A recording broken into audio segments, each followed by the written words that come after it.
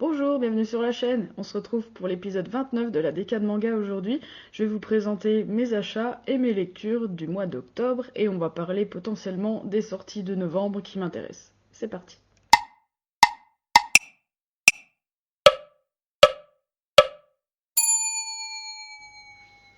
Après quelques mois sans achat, août-septembre, j'ai pas acheté de manga du tout.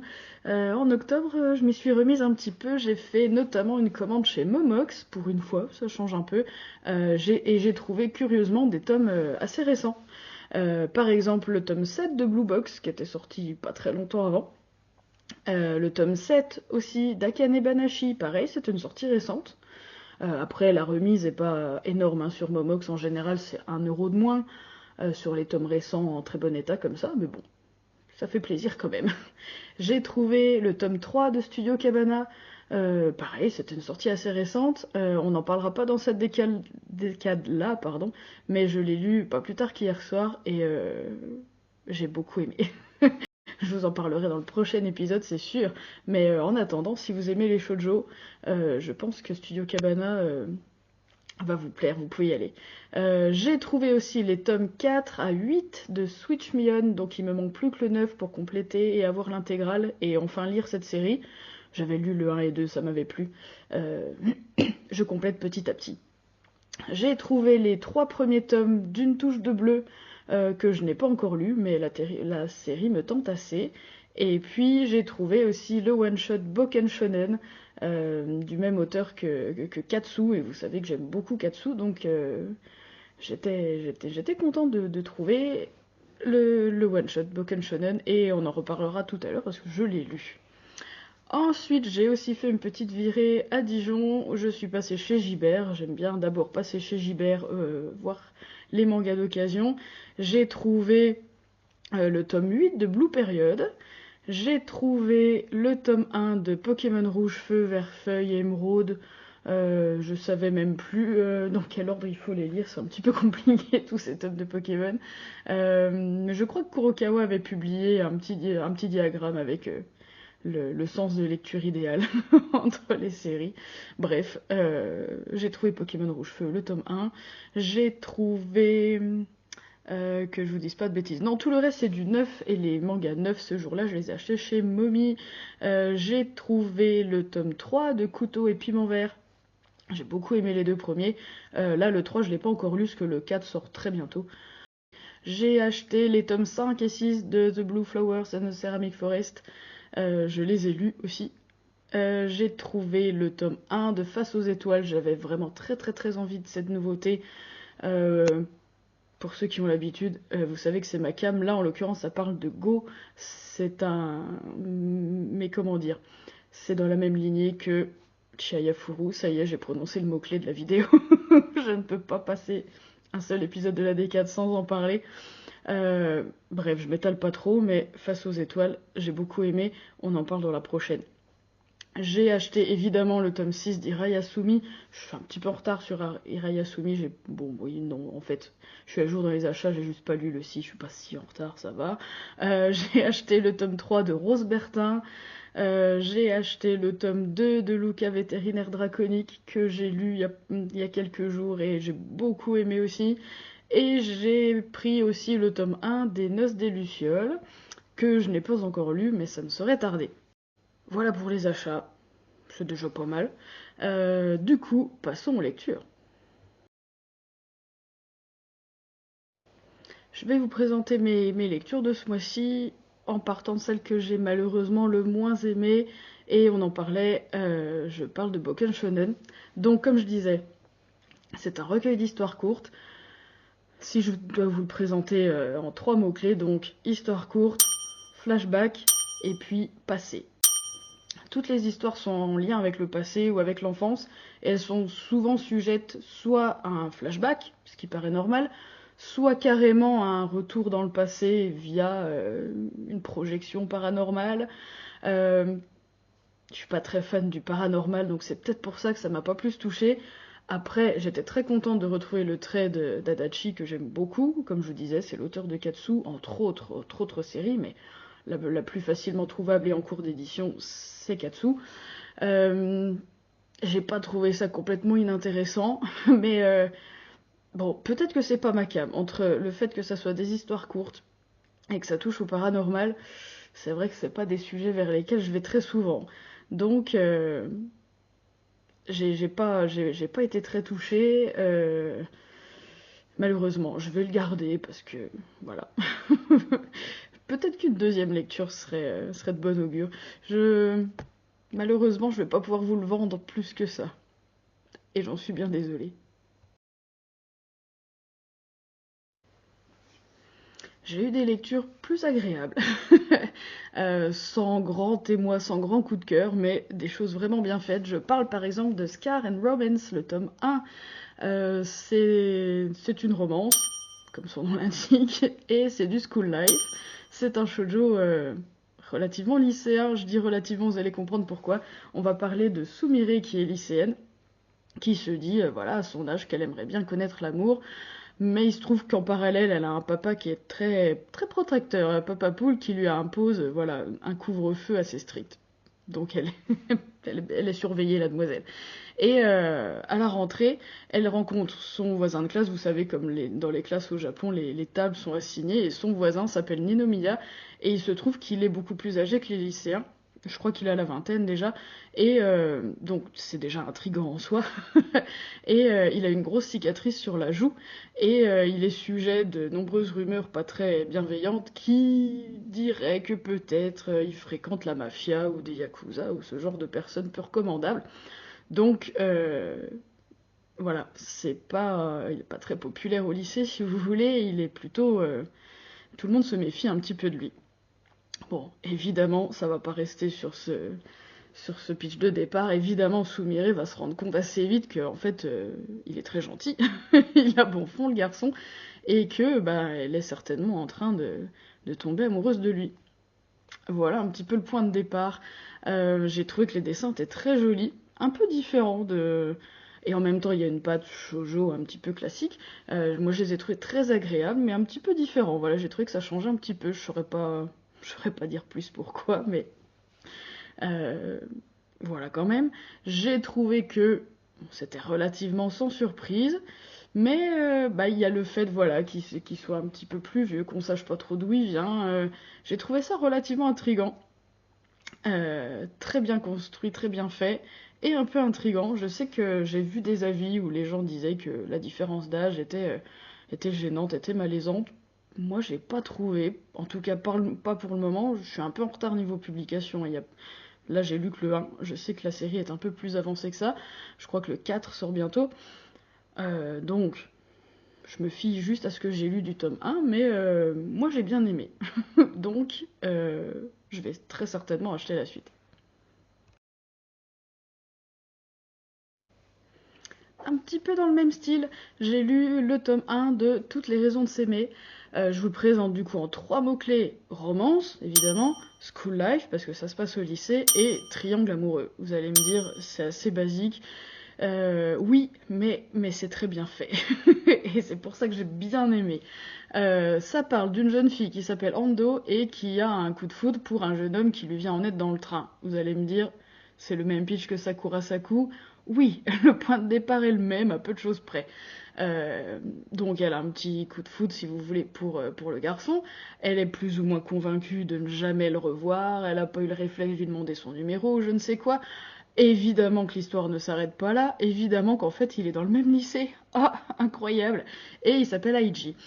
Et bah du coup, comme c'est une jeune fille quand même assez courageuse, assez honnête, avec un franc-parler, en fait, elle va se motiver, se prendre en main pour essayer de se rapprocher du garçon et donner toute leur chance à ses sentiments. Mais c'est là qu'intervient Misono, qui est un garçon qui est le meilleur ami d'Aiji et camarade de classe d'Ando. Il va s'interposer très clairement en lui disant bah non, tu vas pas sortir avec mon pote en fait. Point de départ. Point de départ, on l'avait pas vu venir. C'est assez, je vais pas dire violent, mais assez ferme le garçon en tout cas sur sa position. Donc à partir de là, comme je disais, bah triangle amoureux. Au lycée. J'ai trouvé ça très joli. J'ai trouvé ça relativement traditionnel, mais bien construit. Voilà, ça s'enchaîne bien, c'est fluide, ça se lit très bien, c'est joli. Pourtant, j'en ai lu plein des shoujo lycéens, mais celui-là, et puis Scar and Romance, dont je vous parlais juste avant, ils m'ont bien séduite, donc... et ils ont un rythme de publication relativement rapide, donc je vais acheter la suite, c'est sûr. Pour continuer, j'ai avancé un petit peu dans Sexy Cosplay Doll. J'ai toujours du mal à prononcer ce titre, c'est une catastrophe. J'ai lu en l'occurrence les tomes 2, 3 et 4. En trois mots-clés, ça parle de cosplay, évidemment, ça parle de school life et ça parle d'amitié. J'ai hésité un petit peu avec ce troisième mot-clé. Amitié, romance, ça prend son temps. Je pense qu'on se dirige vers une romance, évidemment. De quoi ça parle? Ça parle d'une jeune fille qui s'appelle Takigawa, qui rêve de faire du cosplay. Et puis ça parle de... J'ai mis Wakana, mais je pense que c'est son prénom. Son nom de famille, c'est Gojo, qui est un garçon qui aime l'artisanat des poupées traditionnelles japonaises au départ, et qui, de fil en aiguille, se retrouve à faire des costumes pour... j'allais dire une poupée grandeur nature, non, ne le présente pas comme ça, pour Takigawa. En tout cas, c'est lui qui va lui réaliser ses costumes de cosplay.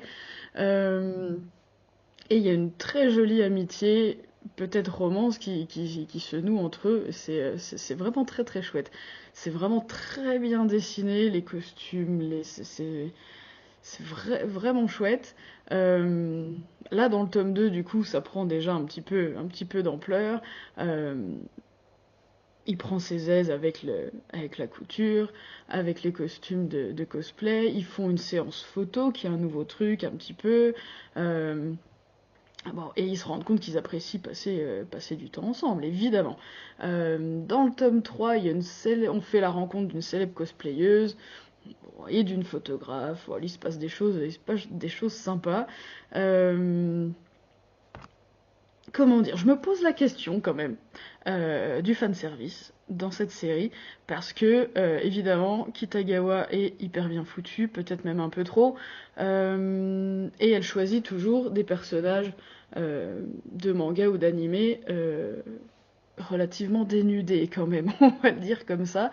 Ce qui met Gojo dans tous ses états, évidemment, il est lycéen, il la trouve canon, mais il est très mignon, très respectueux, il refuse même, en tout cas ça arrive dans le tome 5, mais je pense que ça aurait pu arriver avant, il refuse même à un moment donné de la voir dans le costume qu'il lui a créé, parce qu'il se dit que là, voilà, c'est indécent de la regarder avec si peu de tissu sur son corps. Donc il n'y a pas de truc malaisant de ce point de vue-là, je me dis juste que l'histoire aurait pu être tout aussi intéressante au point de vue de leur relation, puisque voilà, ils se rapprochent, ils s'apprécient, ils se respectent, ils travaillent ensemble. Ça aurait pu être la même chose sans qu'elle soit sans arrêt en petite culotte, en fait, je crois. Et la série aurait pu être très intéressante comme ça, il me semble, je sais pas, dites-moi ce que vous en pensez. Après, voilà, c'est une série que j'aime bien, je pense continuer. Voilà, j'ai lu le 5 hier, je les trouve d'occasion relativement facilement, donc je vais continuer la série. Mais je me posais juste cette question-là. Me dire, à mon avis, ça aurait pu être intéressant sans qu'elle monte ses seins tous les chapitres. On les voit pas pour de vrai, mais on les devine beaucoup, beaucoup quand même. C'est une vraie question que je me pose. Je vous laisse me répondre dans les commentaires si vous voulez, mais c'est vrai que j'aime quand même plutôt bien cette série.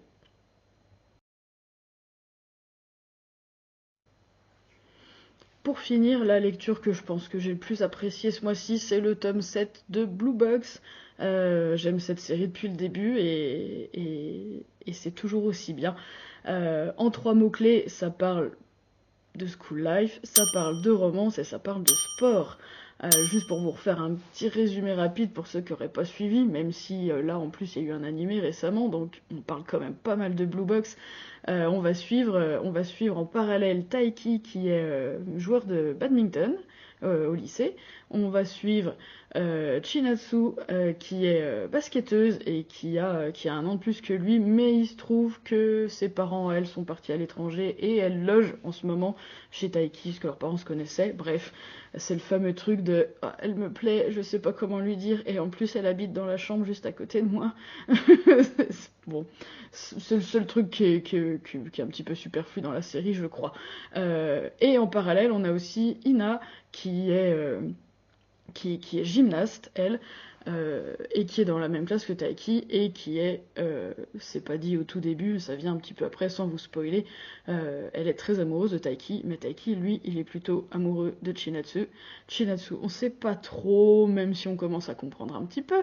Bref, dans les mots-clés, j'aurais pu mettre triangle amoureux aussi.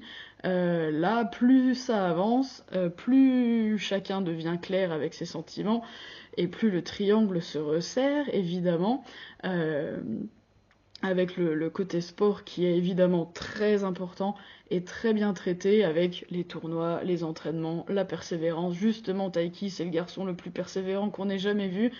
Et là, il y a eu un petit moment touchant où, enfin, il relève un petit peu les yeux, si vous voulez, et il se rend compte qu'il a progressé, et il prend le temps d'en profiter un petit peu, et de se féliciter, et on est content pour lui quand même, parce que vraiment c'est un acharné, il mérite de, de se poser un peu, et de profiter un petit peu, voilà, il y a le festival du lycée aussi, par exemple, dans ce tome-là, il y a des trucs un petit peu typiques, mais vraiment c'est bien fait, c'est un dessin qui est joli, qui est pas ce que je préfère moi, parce que bon, j'ai une petite préférence pour les trucs un petit peu plus fins, shoujo, c'est vrai. Là, c'est très joli quand même, vraiment. Et puis, non, que dire non, et puis rien du tout, lycée Blue Box.